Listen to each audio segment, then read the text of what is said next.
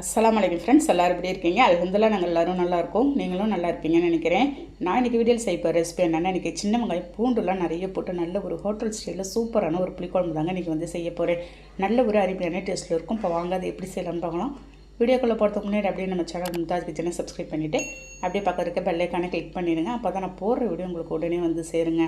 அது ஃபஸ்ட்டு ஒரு பேனை நான் வந்து ஸ்டவ்வில் வச்சுருக்கேங்க. இந்த குழம்பு ஃபுல்லாக நான் வந்து நல்லெண்ணெயில் தான் செய்ய போகிறேன். ஒரு 50 கிராம் இருக்கும் நல்லெண்ணெய் சேர்த்துருக்கேன். எண்ணெய் நல்ல ஹீட்டானதும் ஒரு 1/2 ஸ்பூன் வெந்தயம் போட்டிருக்கேன், 1/2 ஸ்பூன் ஜீரகம், ஒரு 3/4 ஸ்பூன் அளவுக்கு கடுகு பருப்பு போட்டிருக்கேங்க. நல்லா அந்த வெந்தயம்லாம் வாசனை வர வரைக்கும் பொரிஞ்சதும் ஒரு கத்து கருவேப்பிலை உருவி சேர்த்துடலாம். கருவேப்பிலையை நல்லா பொரிஞ்சதும் நான் வந்து 2 பூண்டு உரிச்சு வச்சுருந்தது அதோட சேர்த்துறேன். நீங்கள் இந்த குழம்புக்கும் வந்து பூண்டு நிறைய சேர்த்து செய்யும்போது உங்களுக்கு வந்து டேஸ்ட்டு நல்லா கூடுதலாக இருக்குங்க. இப்போ பூண்டை நல்லா ஒரு 50% வதக்கிட்டு 1 கப் அளவுக்கு ஃபுல்லாக சின்ன வெங்காயம் போட்டிருக்கேன். இது வந்து கிட்டத்தட்ட ஒரு 1/4 கிலோ இருக்குங்க. அந்த அளவுக்கு நான் வந்து சின்ன வெங்காயம் சேர்த்துருக்கேன். அது எதுவுமே நறுக்கலை, அப்படியே ஃபுல்லாக முழுசாகவே நான் போட்டிருக்கேன். நம்ம அப்படியே குழம்புல போட்டு சாப்பிடும்போது அப்படியே முழுசாக எடுத்து அவ்வளோ டேஸ்ட்டாக இருக்கும். பாருங்கள், அந்த வெங்காயம் 50% வதங்கணும். அதுலேயும் ஒரு 2 பச்சை மிளகாய் சேர்த்து கீரி போட்டுடலாம். நம்ம பச்சை மிளகாவே அதையும் நல்லா வதக்கிட்டு ஒரு 2 தக்காளி, பழமான தக்காளியை எடுத்து நான் வந்து வதக்கிட்டு இருக்கேங்க போட்டு. இந்த குழம்பு நீங்கள் வந்து 1 வாரம் கூட ஸ்டோர் பண்ணி வச்சு சாப்பிட்லாங்க ஃப்ரிட்ஜில். பாருங்கள், நல்லா எல்லாமே ஒரு 50% வதங்கினதும் ஒரு 2 தக்காளி, நல்ல பெரிய தக்காளியாக பழமான தக்காளியாக அரைச்சி வச்சுருந்ததை எடுத்து ஊற்றிருக்கேங்க நான். நீங்கள் இந்த மாதிரி தக்காளி வந்து அரைச்சி ஊற்றும்போது உங்களுக்கு குழம்பும் நல்லா கூடி வரும், நல்ல டேஸ்ட்டும் அருமையாக இருக்கும் உங்களுக்கு. பாருங்கள், நல்லா மிக்ஸ் பண்ணி விட்டுட்டு நான் வந்து மூடி வச்சிடுறேன். இது ஒரு எப்படியும் அந்த தக்காளியோட பச்சை ஸ்மெல்லாம் போகிற வரைக்கும் நமக்கு வந்து வெந்து வரட்டும். பாருங்கள், எந்த அளவுக்கு மேலே எண்ணெய் பிரிஞ்சு வந்திருக்கு. இந்த அளவுக்கு வந்துட்டு நல்ல ஒரு மிக்ஸ் கொடுத்துடலாம். நம்ம செம்ம சூப்பராக இருக்குங்க, சான்ஸே இல்லை. அவ்வளோ தூரம் அருமையான டேஸ்ட் இருந்துச்சு. உங்களுக்கு எவ்வளோ சாப்பாடு வேணால் நீங்கள் சாப்பிட்லாம்.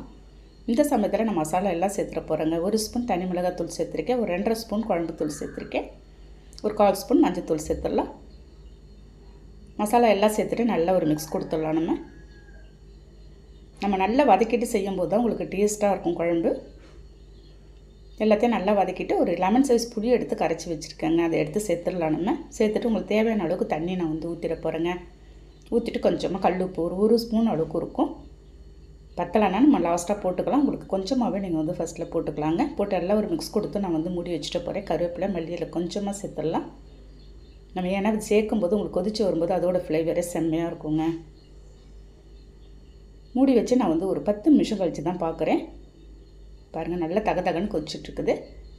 அந்த பூண்டோட சின்ன வெங்காயத்தோடு சேர்த்து சாப்பிடும்போது அவ்வளோது சூப்பரான டேஸ்ட்டில் இருக்குங்க.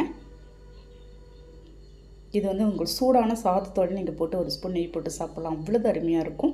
இட்லி தோசைக்கெல்லாம் கூட அவ்வளோது ஒரு சூப்பராக இருக்குங்க.